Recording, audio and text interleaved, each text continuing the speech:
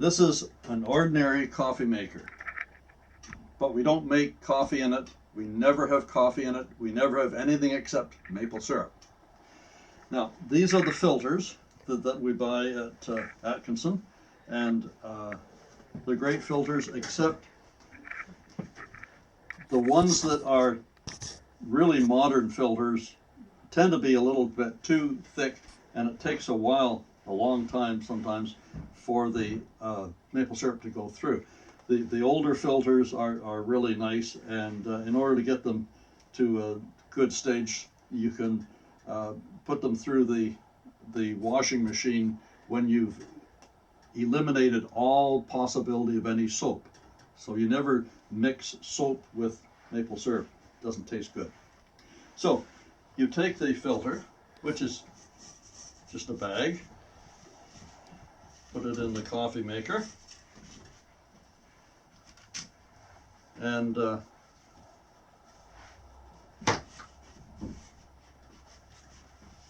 this nice and tight.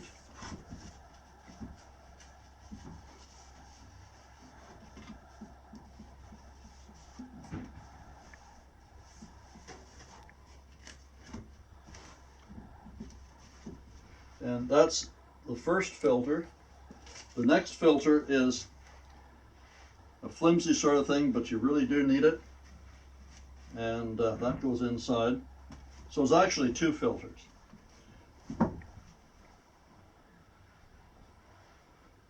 So that's the a very satisfactory way of doing it. The important thing is that before you set this up, you got to wash everything thoroughly so you don't have any little bits and pieces, and you take this apart so that you don't get gummed up, because the maple syrup is pretty sticky stuff, and it will stick to things in here. You want to have everything so it moves easily, and you don't have a problem. Speaking of problems, what I like doing is to use this neoprene mitt, because it is terrific for handling hot things, and it's terrific for taking the glass, holding it under the glass, and then taking the funnel and putting the funnel inside there, and then turning it on. Now, why am I doing this?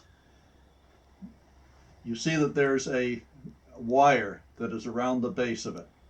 If I was to take the wire off and put it in there and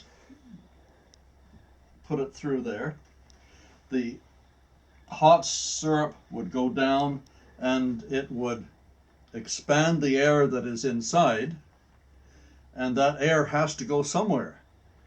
And what that does is come shooting up, and to avoid that, you can hold it in one hand, except you need three hands then to turn this. So it's not effective at all. So what I like doing is to create the space that lets that air shoot out just as fast as possible. So the way to do that is to take just a simple wire, you jam it on so that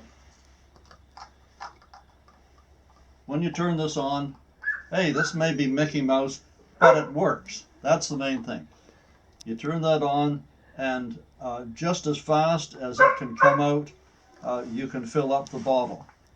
That is not so when you have a funnel that really jams into the mouth of the bottle.